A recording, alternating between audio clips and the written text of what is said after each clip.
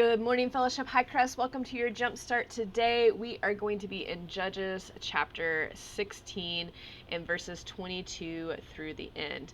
Go ahead and join me as we read together. It says this: But before long, his hair began to grow back. The Philistine rulers had a great festival, offering sacrifices and praising their god Dagon. They said, "Our God has given us victory over our enemy Samson." When the people saw him, they praised their God, saying, "Our God has delivered our enemy to us. The one who killed so many of us is now in our power." Half drunk by now, the people demanded, "Bring out Samson so he can amuse us." So he was brought out from the prison to amuse them, and they had him stand between the pillars supporting the roof. Samson said to the young servant who was leading him by hand, "Place my hands against the pillar that hold up the temple. I want to rest against them." Now the temple was completely filled with people. All the Philistine rulers were there, and there were about 3,000 men and women on the roof who were watching as Samson amused them. Then Samson prayed to the Lord, "Sovereign Lord, remember me again, O God. Please strengthen me just one more time. With one blow, let me pay back the Philistines for the loss of my 2 eyes."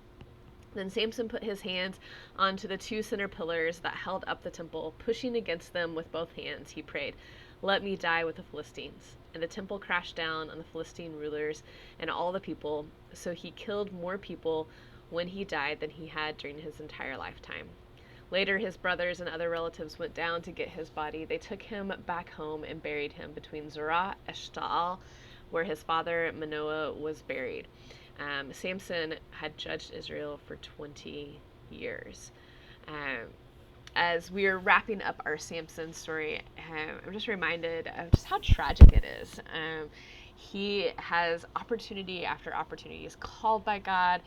His birth is foretold before he's born. He's set aside to be the servant of God. God blesses him and gives him powers to lead. Yet Samson struggles with discipline. He struggles with spiritual discipline and self-discipline, and they ultimately become his downfall.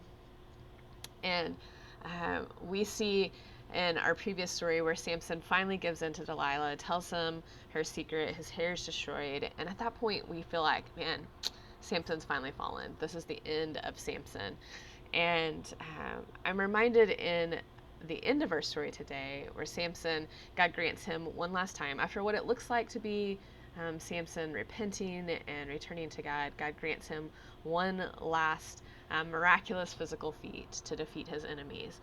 And I'm reminded that when things in our life or things in the people's lives that we love and care about, it looks like, man, this is the end. It couldn't, like, God's done with them.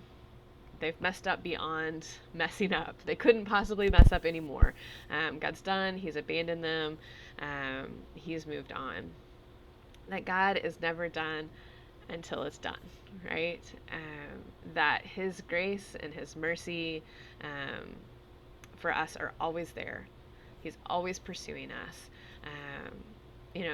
Jesus at the end of his life, he's hanging on the cross, and he has a cry and a plea at the end of his life too, similar to Samson, but unlike Samson, where Samson's is selfish. I want revenge for my own, the things that were done to me. Jesus says, man, it is finished. I want to end the sins of the world. Father, forgive them because they don't know what they do.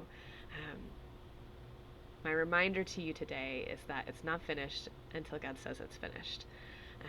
So if you're in the struggle today, or you have a friend or a family member, a coworker that's in the struggle today, don't give up hope, because God hasn't either. Thanks for joining us today. Continue to power up, pour in, and spill out.